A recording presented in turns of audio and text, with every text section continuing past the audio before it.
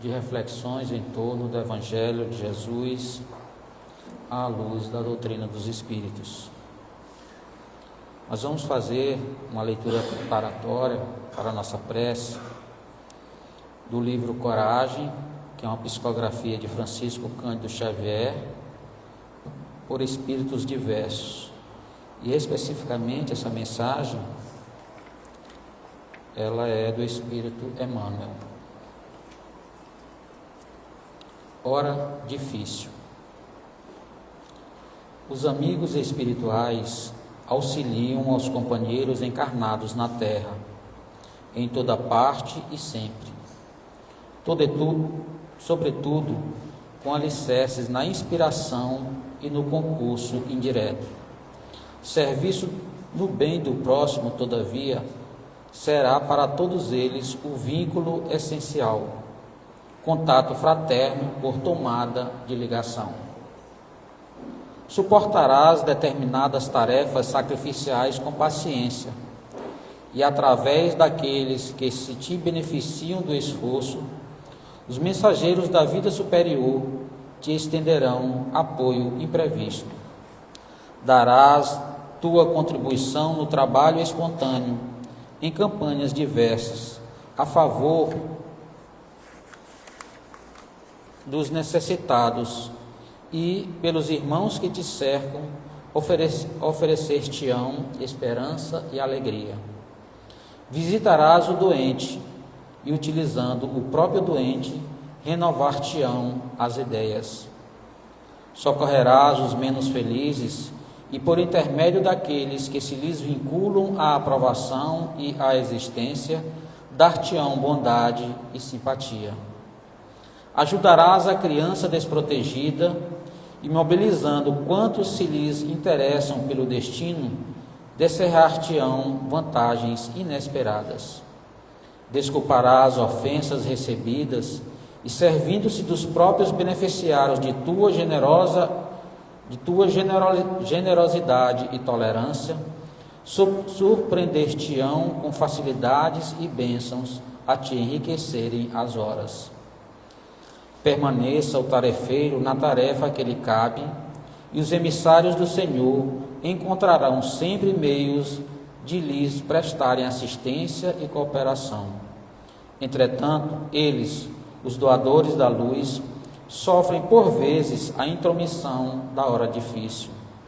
Quando o obreiro se deixa invadir pelo desânimo, eis que os processos de intercâmbio entram em perturbação e colapso, de vez que, entorpecida a vontade, o trabalhador descampa para a inércia, onde esteja, cerra os canais do auxílio, instalando o deserto espiritual. Emmanuel. Então, com essa mensagem, nós vamos, nesse instante, acolhidos por mãos amorosas que aqui se encontram, rogar ao Mestre Jesus que nesta noite, Senhor, todos nós que adentramos esta casa de bênçãos, encarnados ou desencarnados, possamos, através da fala do nosso irmão, sair fortalecidos na fé, na esperança, na coragem, na vontade de nos transformar interiormente, Senhor, para que possamos melhor servir na Tua seara.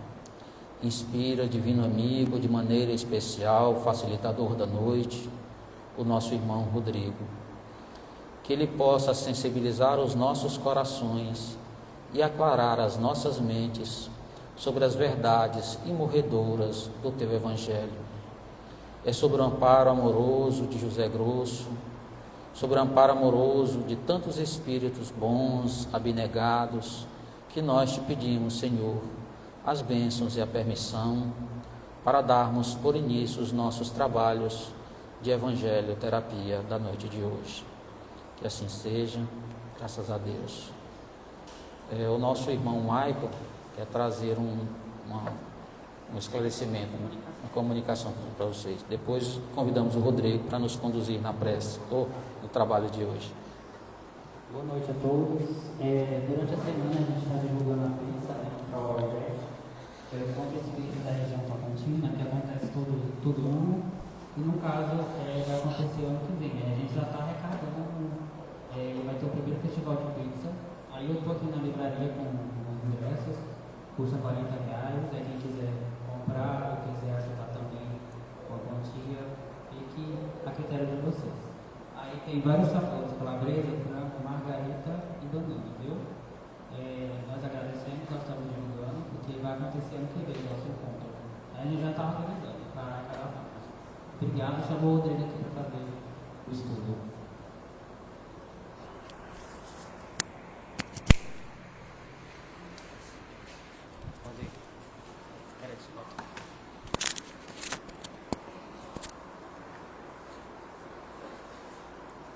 Boa noite a todos. É sempre assim uma grande satisfação estar aqui novamente para estudarmos juntos, né, esses temas tão empolgantes da doutrina espírita, tão necessários, né, para que a gente possa enfrentar os nossos desafios das nossas vidas, nossos anseios, os momentos de alegria e os momentos de dor, de sofrimento, para manter o equilíbrio, né? Nada melhor do que o esclarecimento que a doutrina espírita nos traz para que a gente possa se comportar da melhor maneira possível, sem nos deixarmos levar pelas euforias, né, dos momentos felizes e nem nos abatermos pelas dificuldades. E hoje nós vamos trazer esse tema que é tão caro à doutrina espírita, tão caro a nós, a reencarnação e a justiça divina. Mas quando nós falamos em reencarnação, aqui no Brasil, né, eu acredito que a maioria de nós, quando fala de reencarnação aqui no Brasil, as pessoas normalmente têm uma reação de surpresa, acham estranho, né? Que isso, nascer de novo? Como é que pode ser isso? Por que eu não me lembro se eu já tive outras vidas? Como é que eu não me lembro das minhas vidas? E muita gente acaba respondendo de forma jocosa, depreciando o conceito, dizendo assim, não, é uma invenção do Espiritismo, não existe essa de reencarnação, como é que a gente vai nascer de novo? Então aqui no Brasil, como em muitos outros países aqui do Ocidente, a ideia da reencarnação é um tanto sufocada. Poucas pessoas realmente compreendem, aceitam, mas já em outros países, no Oriente principalmente, na Índia, na China e outros países ali do Oriente, a ideia da reencarnação é uma coisa muito natural para eles. A crença nas possibilidades, né, de várias vidas, na pluralidade das vidas, é algo rotineiro para eles. É a única forma que eles entendem que pode justificar as desigualdades, as diferenças, né, entre as pessoas, porque uns vivem na pobreza, vivem na pobreza, outros já nascem berço de ouro, né? Tem uma vida tranquila, porque uns já nascem com problemas de saúde, enquanto outros têm uma saúde perfeita. Então, ao longo dos séculos, dos milênios, nesses países foi sedimentando a ideia de que é impossível haver um conceito de justiça. Se existe Deus, é impossível haver justiça sem a reencarnação, sem que nós tenhamos muitas vidas que justifiquem as nossas tendências, a nossa situação atual. Então eu trouxe só para a gente assim, uma pincelada, assim, um pouco da história, né, que a gente vai buscar aí nas fontes lá no Google, né, e outras fontes, assim, como é que vem desenvolvendo esse conceito da reencarnação, da pluralidade das nossas existências ao longo dos séculos, né, dos milênios. Então lá na Índia, na Índia antiga, 600 a.C., foram encontradas evidências falando da reencarnação nesses textos sagrados, Upanishads, né?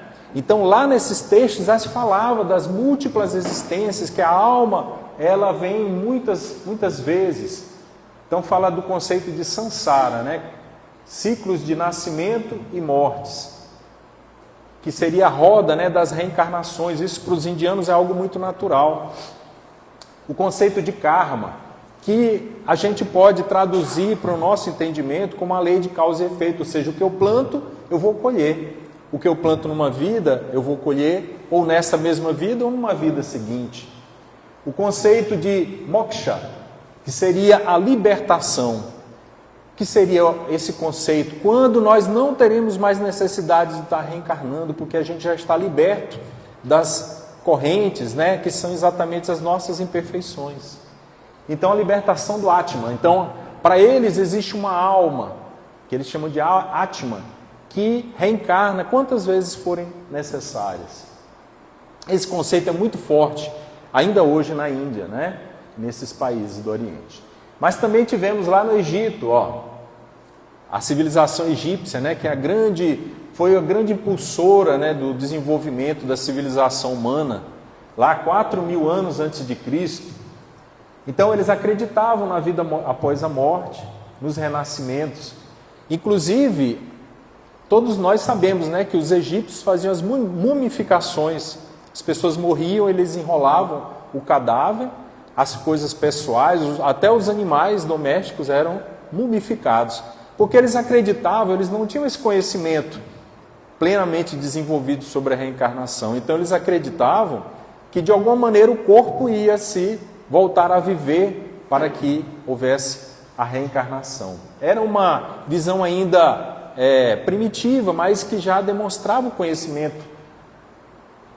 E lá nesse livro, o Livro dos Mortos, que foi datado, né, pelos cientistas de 3.000 anos antes de Cristo, está escrito da seguinte forma esse conceito: antes de nascer, a criança já viveu, e a morte não é o fim. A vida é um evento que passa como o dia solar que renasce. Então, de uma forma poética, falando o quê? Sobre os ciclos, né, de renascimento, de reencarnação das nossas múltiplas vidas. Então, os egípcios também tinham esse conhecimento. Eles sabiam, né, eles tinham conhecimento da vida após a morte, embora um tanto impreciso. Depois do Egito, né, a próxima civilização que trouxe realmente um grande impulso no desenvolvimento da humanidade foi lá na Grécia.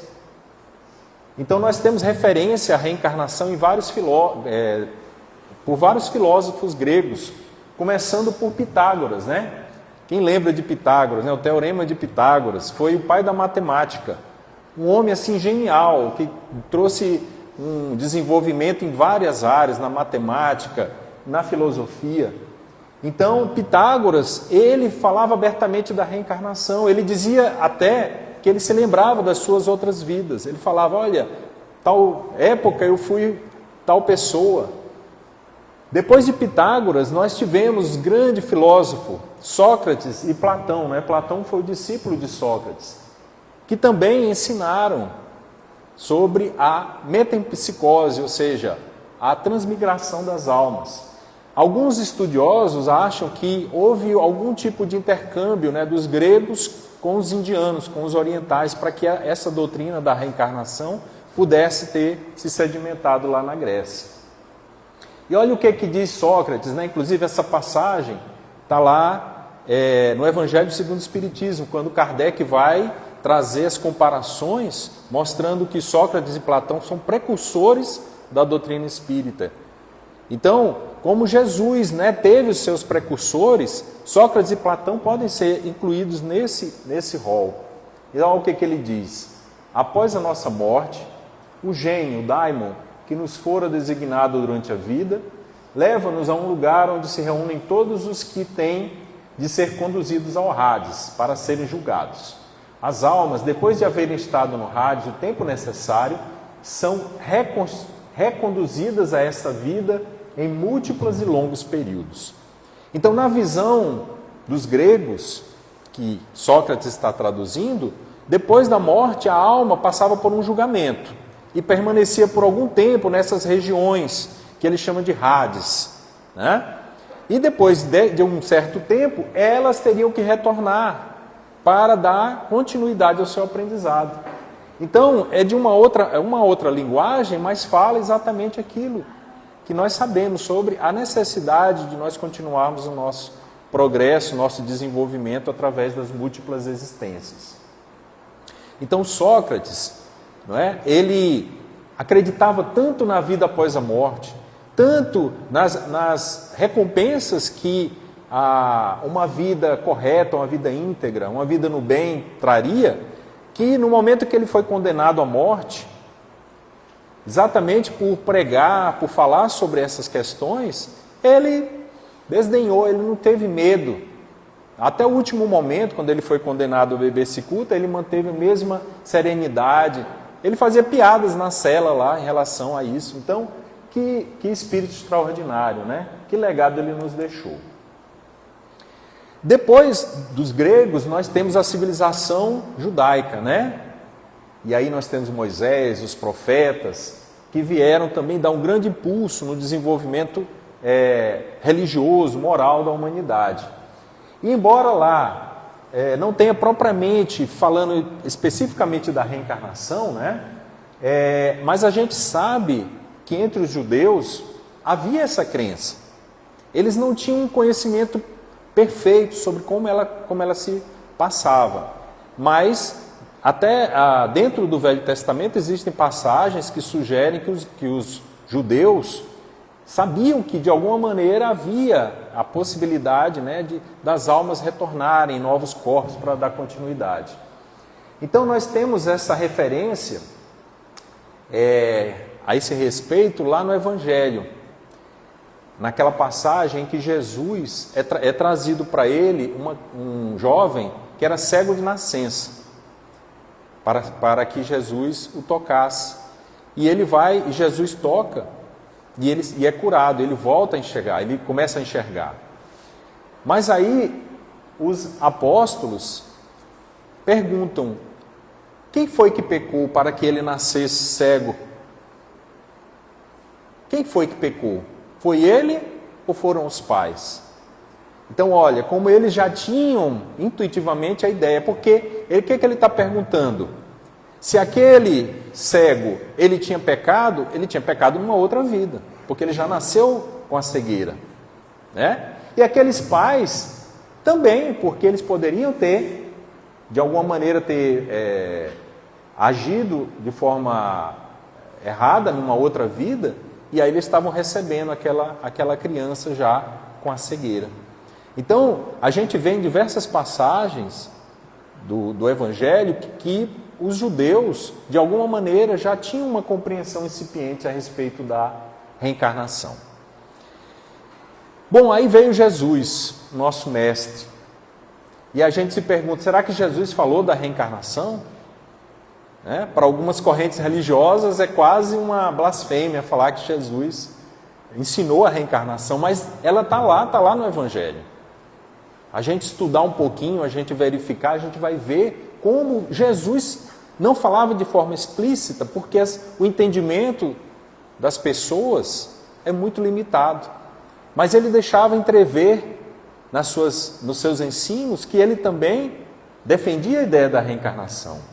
Então, assim, de uma forma resumida, nós trouxemos esses três trechos, né, em que Jesus faz menção à reencarnação. O primeiro é aquele famoso diálogo com Nicodemos. Quem que era Nicodemos no Evangelho? Era um doutor da lei, um homem que tinha um grande conhecimento a respeito da Torá, que era exatamente aquilo que a gente chama hoje de Velho Testamento. Então era uma sumidade, né? Um grande conhecedor. E ele vai até Jesus, ele fica impressionado quando começam a falar de Jesus, ele vai até ele e pergunta a Jesus o que é preciso, né? Para que ele realmente tenha a vida eterna. E Jesus diz para ele, é preciso nascer de novo. É preciso nascer da água e é preciso nascer do Espírito. E Nicodemos fica impressionado com aquela resposta e pergunta, mas como é que eu posso nascer de novo? Eu já sou um homem velho, como poderei entrar novamente no ventre da minha mãe? Aí Jesus disse, você é mestre em Israel e não sabe dessas coisas? como quem diz, isso é, né, para aqueles estudiosos, isso é algo natural, compreender a necessidade do renascimento. Mas quando Jesus fala de renascer da água e do Espírito, muitas pessoas ainda associam com a questão do batismo. Mas Jesus não está falando de batismo quando ele fala renascer da água e do Espírito. A água era uma forma, a renascer da água era uma forma que os judeus entendiam o próprio renascimento, o nascimento. Porque nós somos feitos de água, né? Nós temos aí mais de 70% do nosso corpo feito de água. Quando nós estamos para nascer, também estamos envolvidos em água. Então a água é um símbolo do renascimento físico. Então renascer da água significa exatamente isso, tomar um novo corpo para dar prosseguimento. E renascer do Espírito, sim, é uma mudança de atitudes, de conduta, que pode ser representada pelo batismo. É um ritual que induz, né, a pessoa a uma mudança. Mas Jesus está falando claramente a respeito do renascimento do corpo, através da reencarnação. Tem uma outra passagem que Jesus também fala: o Espírito sopra onde quer, mas não sabe de onde ele vem. O que Jesus está querendo dizer com isso? Quando nós olhamos alguém, nós não sabemos o passado, aquele espírito, não é, que está ali naquela pessoa, né, naquela experiência, nós não sabemos o passado dele, de onde é que ele vem, quem ele foi. Ele sopra onde quer, mas nós não sabemos do passado. Mas o principal, assim, trecho do Evangelho, onde nós vemos que Jesus fala de uma forma muito mais clara a respeito da reencarnação, é quando os apóstolos chegam para ele e perguntam: você é o Messias? Mas antes que o Messias venha, não era necessário que viesse Elias? Porque haviam, né, nas profecias, durante milhares de anos, após Moisés, vários profetas diziam: vai vir o Messias, vai vir o Messias. Mas antes do Messias, Elias há de vir. Quem era Elias? Era um dos profetas antigos que já tinha morrido 400 anos antes de Jesus. Então os apóstolos perguntaram: mas se é verdade que você é o Messias, e onde está o Elias que haveria de vir antes? E Jesus disse: ele já veio, vocês não conheceram. Era exatamente João Batista. Então dá a entender perfeitamente que João Batista era a reencarnação de Elias. Era o mesmo espírito, só tomando um corpo diferente. 400 anos depois, Elias volta como João Batista. E para que a gente tenha certeza, assim, dessa relação, o que acontece com João Batista? Ele é preso por Herodes, né? Ele é primo de Jesus, começou a pregar, e ele foi preso por Herodes. E Herodes mandou decapitá-lo. Ele morreu decapitado. E nós vemos que Elias, lá 400 anos antes, como sacerdote, né, sumo sacerdote, com muito poder, ele também mandou decapitar aproximadamente 400 sacerdotes, né, que estavam tentando impor uma visão diferente, né, adoradores do deus Baal. E naquele momento Elias, num acesso de raiva, mandou decapitá-los.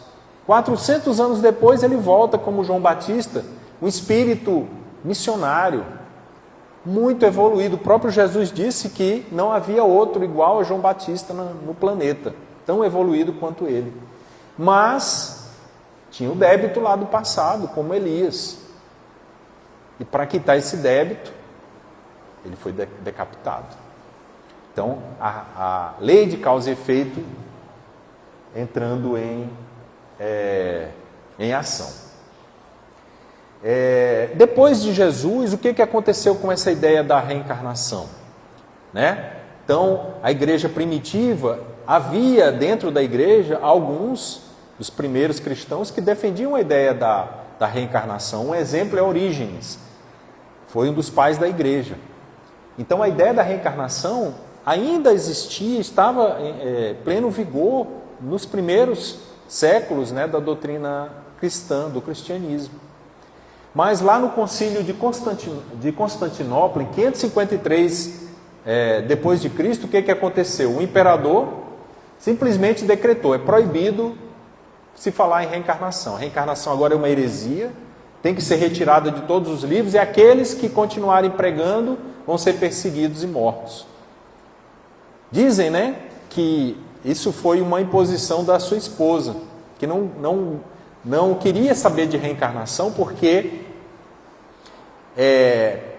conta-se que ela era uma meretriz antes de se esposar do imperador, e isso ela não gostava que as outras mostrassem publicamente, né? Falassem isso publicamente. Então ela mandou assassinar todas aquelas que trabalhavam com ela anteriormente. E aí houve um clamor, né? Olha, ela fez isso, ela vai ter que pagar, ela vai ter que voltar numa outra vida e pagar por esse crime. E ela disse, não quero mais ouvir falar disso. Então pressionou o imperador para que ele determinasse que a partir daquele momento ninguém poderia mais falar em reencarnação, sob pena de ser perseguido e morto. Então nesse momento, 553 depois de Cristo, a gente não vê mais menção da reencarnação nas religiões, né, dogmáticas que foram derivadas do cristianismo. Então essa é a razão porque hoje, né, aqui no Brasil, outros países ocidentais, a gente vê tão pouca, né, se falar em reencarnação, exceto entre os espíritas, em certos grupos, porque houve realmente uma supressão do passado. Mas e a doutrina espírita, né? Então, lá no século XIX, por determinação, né, dos espíritos superiores, foi permitido que nós tivéssemos acesso a esses conhecimentos através dos espíritos, através da mediunidade. Então os espíritos vieram nos trazer informações a respeito de quem nós somos, por que estamos aqui na Terra, como é que funciona, né, as leis divinas. Então Allan Kardec, codificador da doutrina espírita, ele na Revista Espírita, ele diz que a princípio a ideia da reencarnação era um pouco estranha para ele. Ele nunca tinha pensado nisso, porque ele foi criado como católico, ele conhecia, né, os textos, mas a respeito da reencarnação ele não tinha muito conhecimento.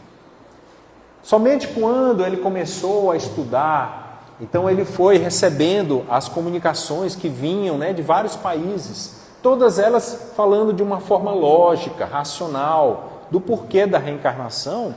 Aí ele foi abrindo os olhos e disse, não, mas tem tudo, tá certo.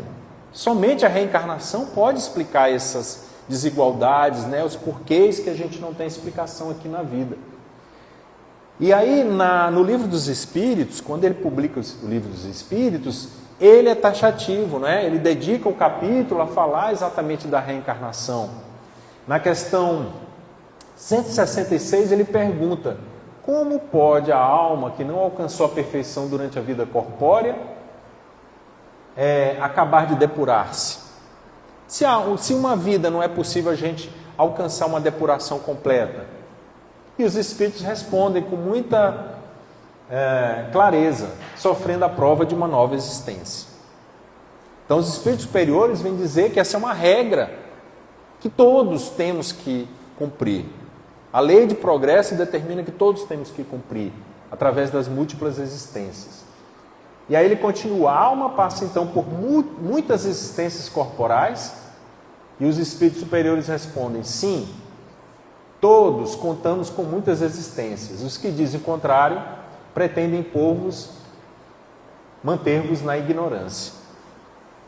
Então, por ignorância, muitas vezes as pessoas propagam ideias equivocadas a respeito não, só tem uma vida. Depois da morte não tem mais como voltar. Mas é por ignorância, por propagar algo que eles não têm conhecimento. E os espíritos, ainda na questão 171, eles complementam dizendo assim, todos os espíritos tendem à perfeição. e Deus lhes faculta os meios para alcançá-la, proporcionando-lhe as provações da vida corporal.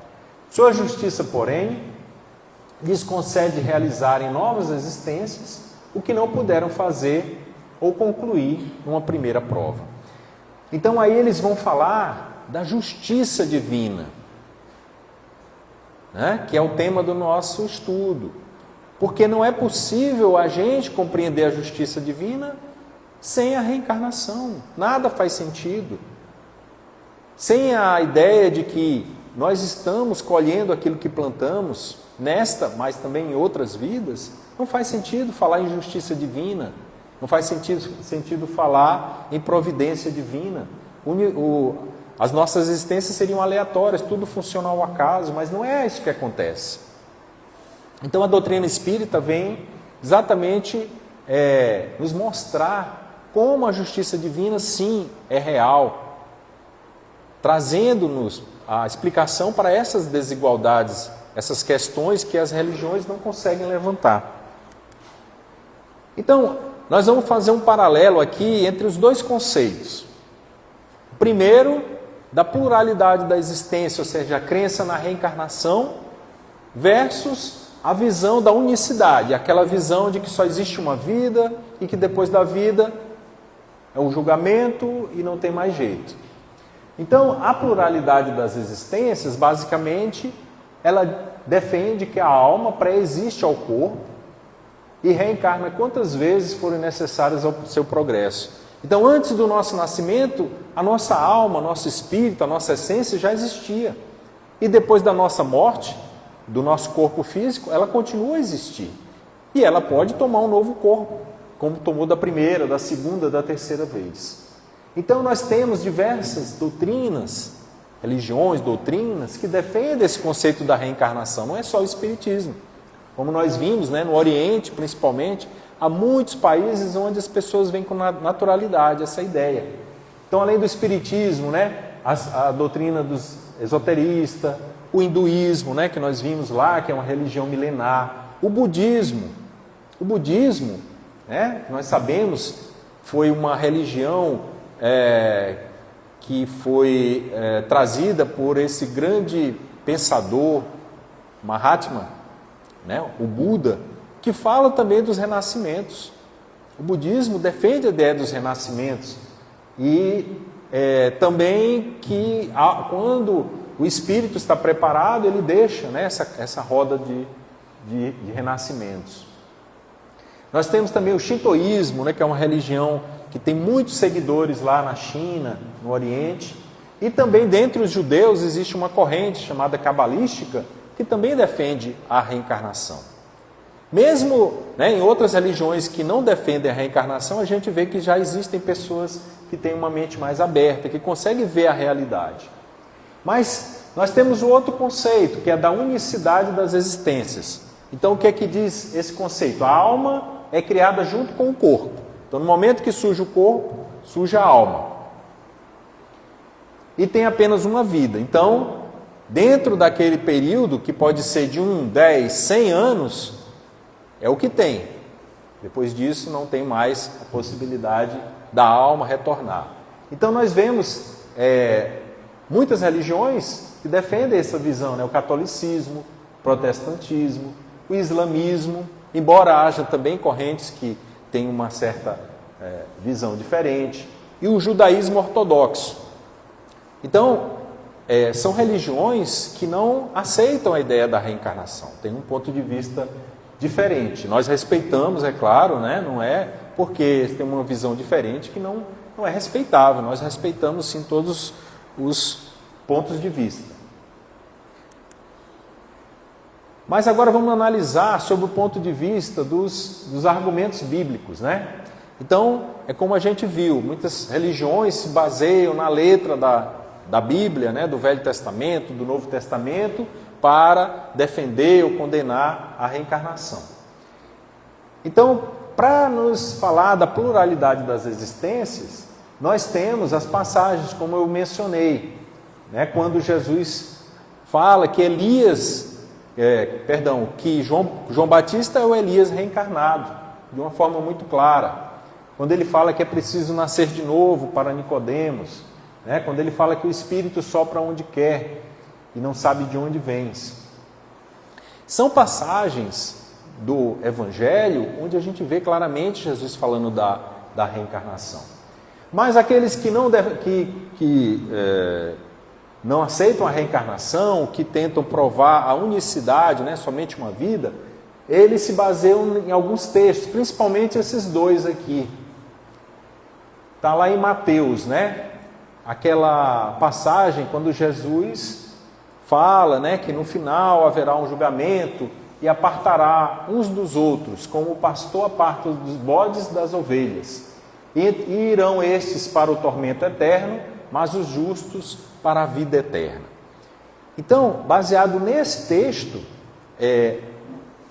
aqueles defensores, né, da unicidade das existências dizem, não, mas está lá no Evangelho que no final vai haver essa separação, e aí uns vão para o tormento, outros vão para a vida eterna. Mas nós temos que entender o seguinte: essas palavras, tormento eterno, vida eterna, foram traduções que foram feitas depois, muitos séculos depois. Não existia essas palavras na época de Jesus. Por exemplo, a fogo eterno, que se traduz, né, em muitas Bíblias como fogo eterno, era simplesmente aquilo que se chamava Geena, que era um local em que os judeus mantinham uma fogueira sempre acesa para que as pessoas a qualquer momento, qualquer hora do dia, pudessem ir até lá e jogar o seu lixo. Claro, não existia coleta de lixo naquela época. Então, para se limpar a sua casa, as pessoas retiravam o lixo e jogavam na Geena, que era o fogo eterno. Então usou-se essa palavra para, depois nas traduções, para dar um sentido que não era o sentido original. Então, quando a gente fala em julgamento, nós vamos ver, não é que haverá um julgamento num dia específico, mas o julgamento nós fazemos, a nossa consciência vai julgar os nossos atos. E conforme nós julgamos nossos atos, nós vamos sofrer. Não é? Quando nós fazemos algo de errado aqui mesmo na terra, nós não sofremos quando a consciência está culpada.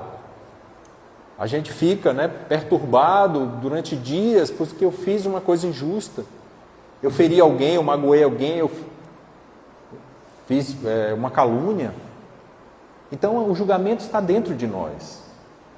Mas existe uma outra passagem, né, que está lá em Paulo, na carta aos Hebreus, que também os defensores da ideia da unicidade das existências também utilizam muito. E o trecho mais resumido diz assim: aos homens está ordenado morrerem uma só vez, vindo depois disso o juízo. Isso aí tem sido muito usado por aqueles que querem combater a ideia da reencarnação. Mas aí nós temos que considerar o seguinte: primeiro, será que foi Paulo mesmo quem escreveu? Os próprios estudiosos, né, aqueles que têm muito conhecimento do Evangelho, eles questionam se realmente essa carta aos Hebreus é de autoria de Paulo. Existe um questionamento muito forte, porque existem várias contradições que não se veem nos outros textos de Paulo. Então, será que foi Paulo que falou? Além disso, realmente, depois da morte, o nosso corpo não tem mais jeito. Então, só se vive uma vez. Aquele corpo só vai viver uma vez. Ele não está falando aí da nossa alma, da nossa essência. Ele está falando simplesmente do corpo. Enfim, são argumentos, né? Quem defende, a gente respeita. Mas nós, como espíritas, sabemos que mais importante de tudo é seguir a Jesus, é seguir a sua doutrina, os seus ensinamentos. Né? Nós respeitamos Paulo, se ele realmente quis falar qual foi o entendimento dele, respeitamos, mas nós seguimos Jesus.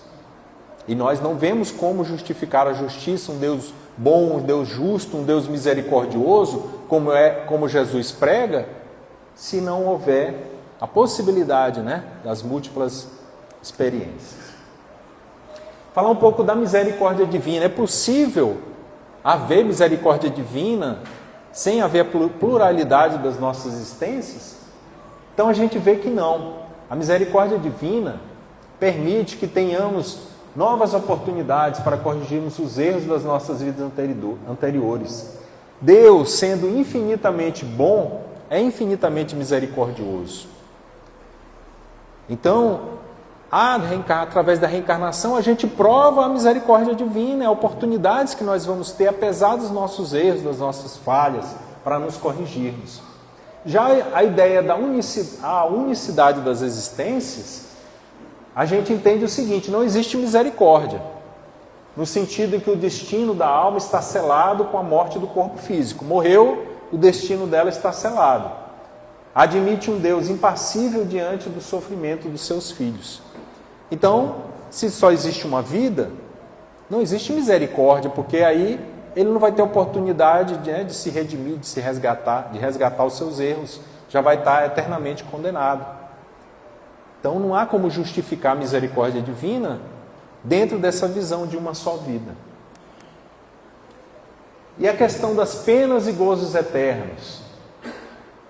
Então, na reencarnação, após a morte, a alma sofre as consequências de seus atos, mas passa por uma nova encarnação para seu aperfeiçoamento até atingir a perfeição. Então, a reencarnação mostra que não existe penas eternas, sofrimentos eternos e nem gozos eternos, porque o próprio Jesus disse: Deus trabalha e eu trabalho. Então, o trabalho é uma lei do universo, ninguém vai ficar gozando eternamente, num paraíso ilusório. Já a visão da unicidade das existências, ou seja, de uma só vida, a gente entende o seguinte: após a morte, a alma é julgada e destinada exatamente a esse suplício ou ao gozo eterno. Então, imagina um paraíso de ociosidade, onde você tem tudo, não precisa trabalhar, não precisa se esforçar, está tudo ali, como essa visão que se propaga a respeito da unicidade das existências. Ou um inferno, um local de sofrimento eterno, onde você vai sofrer. Que visão de sadismo, Como é que alguém pode condenar o outro a um suplício eterno, sem possibilidade de mudança? Com relação aí, vamos analisar as crianças prodígio. Então, nós vemos de tempos em tempos nascerem crianças dotadas de uma alta capacidade intelectual, de conhecimentos, talentos assim superiores a toda a humanidade. Nós temos exemplos na música, nós temos exemplos na matemática, nas ciências de uma maneira geral, Eu lembro de Mozart, um grande compositor. Com 4 anos de idade ele já era um mestre, ele fazia sinfonias, compunha sinfonias. Então, através da pluralidade da existência, da reencarnação, a gente vai entender o porquê que existem essas crianças prodígio. Então, na verdade, os talentos que elas apresentam foram resultado do desenvolvimento que elas tiveram em outras vidas. O esforço, a dedicação, vidas que foram destinadas a uma determinada atividade, desenvolvendo aquilo. Aí numa próxima vida ela já vem como criança, trazendo aquilo na sua alma, nos seus conhecimentos. Fica fácil de entender o porquê disso. Já se nós considerarmos a unicidade das existências, a gente vai crer que Deus está concedendo a algumas almas, a algumas crianças, certos privilégios. Como se Deus dissesse: olha, eu gostei de você, você vai nascer gênio. Você mais ou menos, vai normal. E você vai nascer um pouco... É o capricho de Deus. O que justifica isso? Não tem justificativa para isso. Deus, sendo infinitamente bom, perfeito, como é que Ele vai escolhendo quem é que vai nascer em condições melhores ou piores? Não faz sentido. Um outro exemplo de uma criança prodígio que eu trouxe aqui, o compositor Chopin, um dos maiores músicos da história. Lá no livro Devassando o Invisível, da médium Ivone do Amaral Pereira, ela nos apresenta pelo menos 5 existências de Chopin. Então ela começou a conviver com o espírito através da mediunidade, né? Ela via o espírito de Chopin e ela foi conhecendo, ele foi mostrando para ela as suas várias vidas. E a gente vê que é um espírito que sempre se dedicou às artes. Ele teve várias vidas ao longo de séculos dedicando à arte, onde ele foi se aprimorando. Então, ele teve uma existência como Ovídio, que foi um poeta romano, 40 depois de Cristo. O mesma alma, lá atrás ele era um poeta, um dos maiores poetas da língua latina. Depois, na Idade Média, ele voltou como Rafael, que foi também um dos maiores pintores da história da humanidade, né? Da Capela Sistina, que a gente admira, como é que é possível, né? Um artista daquela desenvoltura. E, por último, ele veio como Frédéric Chopin, que foi exatamente esse músico extraordinário.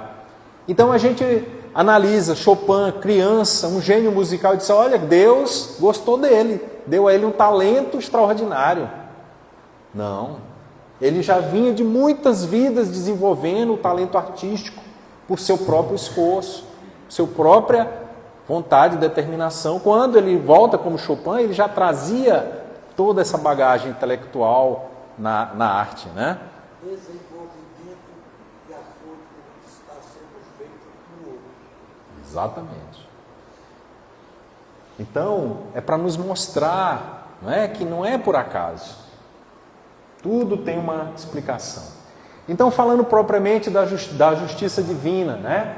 Através da doutrina da pluralidade das existências, nós sabemos que a saúde, a doença, a riqueza, a pobreza, a alegria e tristezas, né, que nós desfrutamos na nossa encarnação, são consequências das nossas ações passadas. Então, tudo que nos acontece é lei de ação e reação. Somos nós mesmos os artífices, né, das nossas alegrias e das nossas tristezas. Mas, se nós pensarmos em apenas uma vida, fica difícil. Como é que a gente vai justificar? As desigualdades, então, são mistérios. Por que que um, né, nasce dessa forma, outro nasce daquela forma? Essas desigualdades. Então, se a gente pergunta, né, às pessoas que defendem, não, que só existe uma vida, elas não sabem explicar. Por que que uma criança nasce paralítica? Nasce um síndrome de Down, uma microcefalia, e uma criança nasce perfeita? Por que que uns, por mais que se esforcem, as dificuldades estão sempre presentes, a miséria? Por que alguns nascem numa família onde existe problema o tempo todo e outros já nascem em famílias que se dão tão bem? Então não sabe explicar. Porque Deus quis, porque Deus é assim. Não é uma explicação. Então a ideia de uma única existência, ela não consegue justificar a justiça divina. Se Deus é justo, é bom, como justificar isso? Isso faz até que muitas pessoas acabem debandando para o materialismo. Diz, não existe Deus.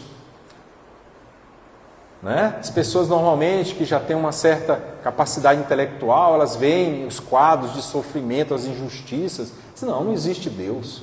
Não pode existir Deus. Como é que Deus permite essas coisas? Tantas injustiças, desigualdades, tanto sofrimento. E às vezes pessoas que nós sabemos que não têm, né, muita moral, conseguem. Como justificar?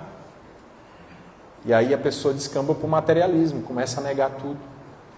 E aí é importante levar isso, pedir para eles e achar quem que está fazendo isso com ele. É só ir no espelho. Exatamente. Vai lá no espelho, conversa com ele, que ele vai te mostrar. Olhe no espelho, né, para ver a razão das suas. Com relação aos laços de família. Então, a reencarnação, ela vai reforçar os laços de família. Por quê? Porque aqueles que nós realmente temos no nosso círculo afetivo, que nós temos afinidade, eles vão continuar conosco. Em uma, em duas, em 100 vidas. Lá no plano espiritual, eles vão estar conosco. Porque é um laço que não vai se romper. É diferente quando nós pensamos em uma existência. Aquela família, cada um vai para um lado. Pode ir um para um lado num lugar bom, outro para um lugar ruim. E durante uma existência, às vezes, os laços são muito tênues. O que vai prender, né, aqueles espíritos? Então, através da reencarnação, realmente os laços de família se apertam cada vez mais. E a gente vê o porquê que às vezes dentro da família tem aquelas pessoas afins, tem aquelas pessoas que não se gostam. São oportunidades, né, de todos desenvolver o mesmo amor, né, e de algo do passado, né, e se redimir de algo do passado, através da convivência, né, o amor se fortalecer. Mas é algo extraordinário, né? A reencarnação realmente é esse bálsamo. E aí as pessoas se perguntam, mas por que a gente esquece então, se é tão bom, né? Se a reencarnação é uma coisa tão boa, por que a gente esquece? É justamente porque o nosso passado nos traria tantas complicações, nós temos tantos débitos, tantas coisas erradas, que a gente ia perturbar, a gente ia viver perturbado, só lembrando as coisas erradas do passado. A gente ia olhar, às vezes, um familiar, ia ver naquele familiar, olha, foi você, né? Na encarnação você me roubou, você me assassinou, a gente vivia em conflito. Será que a gente vai conseguir se reaproximar sabendo disso? Muito difícil. Então o esquecimento é um bálsamo para nós, mas não nos impede de crescer. Porque, de alguma maneira, está registrado o que nós somos, o que nós precisamos. Basta a gente analisar um pouquinho aonde que a vida está nos colocando e a gente vai saber o que a gente precisa melhorar, as nossas tendências. Eu não preciso saber quem eu fui na outra vida para saber que eu preciso melhorar, às vezes, no perdão, na compreensão, na humildade. Basta eu olhar para mim mesmo, é como, né, olhar no espelho. Não preciso ver outra vida, basta eu ver a minha realidade para saber os pontos onde eu preciso melhorar. Isso que está sendo feito hoje. Exatamente. Extremamente importante. Autoconhecimento, né? Em todos os sentidos. Bom, eu trouxe, essa aqui é uma reportagem que saiu, achei tão interessante, tão bonita, né? É um casal que adotou uma criança. 1 mês de idade, eles adotaram uma criança. E aí, depois de alguns meses, eles notaram algumas coisas diferentes na criança, levaram a criança para um médico e foi constatado que a criança era portadora de microcefalia. Imagina, né? A pessoa nessa alegria de adotar uma criança, depois de alguns meses descobre que a criança tem microcefalia, ela vai desenvolver ao longo de toda uma existência as dificuldades, né, de aprendizado. Ela, segundo a reportagem, ela tem convulsões, enfim, que choque, né, para qualquer casal, para qualquer pai, para qualquer mãe. Mas a reportagem diz o seguinte, e o título é não muda em nada o amor. Não muda em nada o amor. Diz o casal que adotou a criança com microcefalia. Isso foi aqui em Teresina, essa reportagem, né?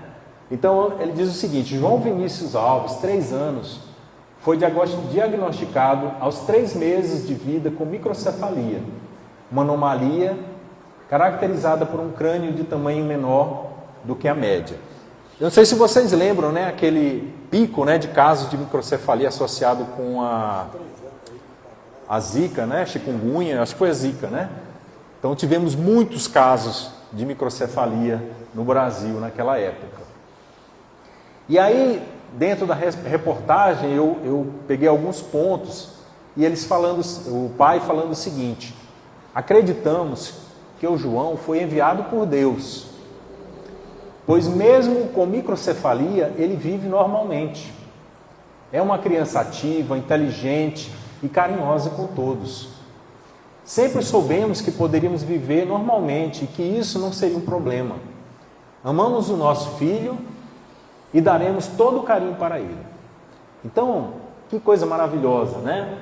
A gente vê aí a justiça, a bondade, a misericórdia divina em ação. Essa criança, né, veio nessa condição porque ela, lá no passado dela, ela tinha algo que precisava, né, se redimir, uma situação. E mandou ela para uma casa onde tem amor dos dois lados. Isso. Então, aqueles pais já haviam sido preparados para acolhê-la. Eles precisavam dessa experiência, né? E não se importaram com a doença, com as limitações. Para eles o importante é ter o filho, é o amor. Então, a reencarnação é isso. Quem sabe se eles, no passado, não contribuíram para que essa alma viesse nessa condição. Nós não sabemos. É bem possível. E agora eles vieram para acolhê-los, para amar essa criança, né? Ajudá-lo, né, durante esse período aqui na Terra, onde ele vai se redimir de algo do passado. Então a bondade, né, a justiça divina é extraordinária. Através da reencarnação é a possibilidade, né, da gente estar se redimindo, da gente estar acertando onde nós erramos no passado. Então é um tema muito extenso, fantástico, né, de muitos desdobramentos. Né? Uma hora é muito pouco tempo para a gente falar, mas o importante é a gente acreditar, não perder a fé na justiça, na bondade de Deus diante das provas, das dificuldades, né? Mesmo nas provas mais difíceis, Deus está ali acolhendo, nos preparando, porque Ele não dá fardos além do que a gente consegue carregar. Preste muita atenção no seu hoje, no agora. Isso. Viver o agora, né? Viver o agora. Passado é um aprendizado, mas vamos viver o agora. O passado te mostra aonde você errou, para você pedir perdão, acertar. E o que você fez de bom, que você estude ele para ver se você pode melhorar mais um pouco para amanhã. Perfeito. Não é difícil não, tá? Perfeito. Obrigado.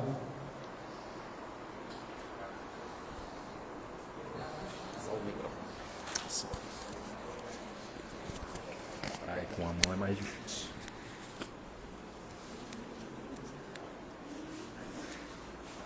Nossa gratidão a Rodrigo, trazendo esses esclarecimentos a todos nós. Nossa gratidão à presença de todos vocês. Vamos orar, vamos falar com o alto.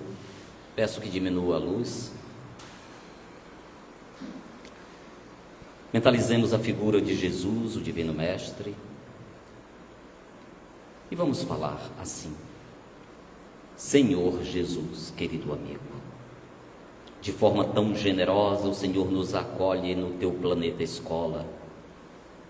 E aqui nos encontramos, ovelhas ainda teimosas, mas pacientemente o Senhor nos tem permitido retornar quantas vezes se façam necessárias ao corpo físico, a fim de que pouco a pouco, adquirindo, como a palestra nos trouxe, as experiências que nos conduzem a uma elevação maior,